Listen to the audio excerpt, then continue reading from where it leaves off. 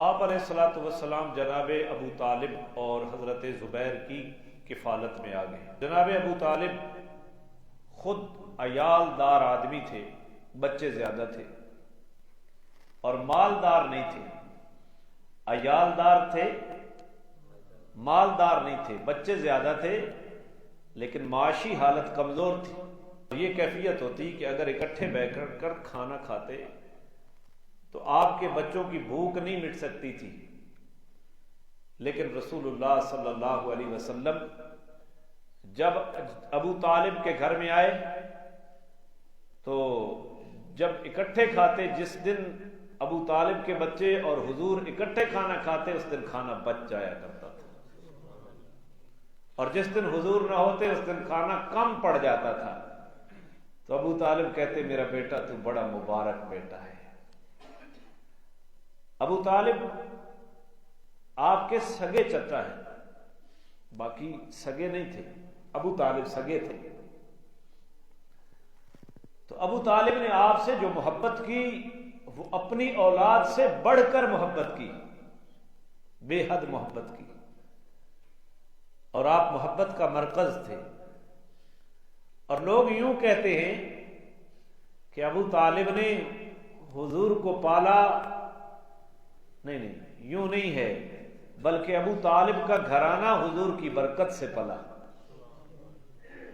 ابو طالب سیرت کی کتابیں اٹھا کے دیکھ لو نا، اگر میں غلط کہہ رہا ہوں تو، کہ جس دن ابو طالب کے بچے اکیلے کھاتے اس دن کھانا کم پڑ جاتا، اور جس دن میرا نبی ساتھ شریک ہوتا اس دن کھانا بچ جایا کرتا تھا۔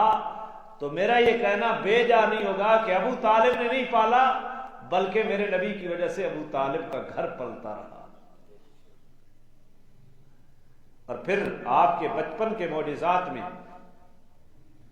جناب ابو طالب کی پرورش میں جب آپ تھے، کفالت میں آپ جب تھے، تو اس وقت سیرت نگاروں نے بڑا عجیب معجزہ لکھا ہے کہ رسول اللہ صلی اللہ علیہ وسلم بھی بیدار ہوتے اور ابو طالب کی اولاد بھی بیدار ہوتی۔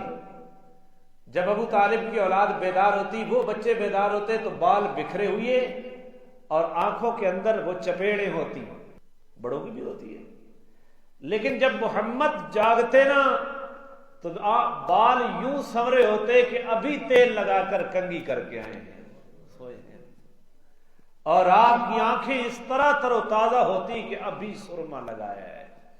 یہ میرے نبی کا معجزہ تھا۔ اور یہ بھی سیرت نگاروں نے لکھا ہے کہ صبح کے ناشتے میں، صبح کے وقت جو کھانا آتا اس کو ناشتہ ہم بولتے ہیں، اس وقت کھانا کم ہونے کی وجہ سے چھینا جھپٹی ہوتی بچوں کے درمیان۔ تو جب یہ چھینا جھپٹی ہوتی نا تو رسول اللہ صلی اللہ علیہ وسلم کی شرافت یہ تھی کہ آپ اپنا ہاتھ مبارک پیچھے ہٹا دیا کرتے تھے۔ ام ایمن کہتی ہے میں نے اپنی زندگی میں کبھی بھی محمد کریم کو بھوک کی شکایت کرتے نہیں دیکھا، نہ چھوٹی عمر میں نہ بڑی عمر میں۔ تو یہ میرے نبی کی سیرت ہے۔ ساڑی پوزیشن لے لیے، چوکیاں سردن تصحیح، اور پھر جو یہ ماڈرن طریقے سے یہ جو جاہلیت جدیدہ آ گئی ہے، اس میں کھڑے ہو کر کھلایا جاتا ہے، یہ سیرت نبویہ کے خلاف ہے بالکل ہمارا طرز عمل۔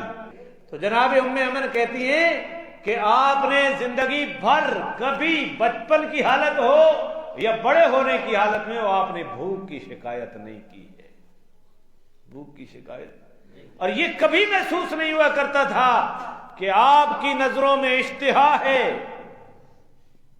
تو ہمیں رسول اللہ کا اسوہ اپنانا چاہیے۔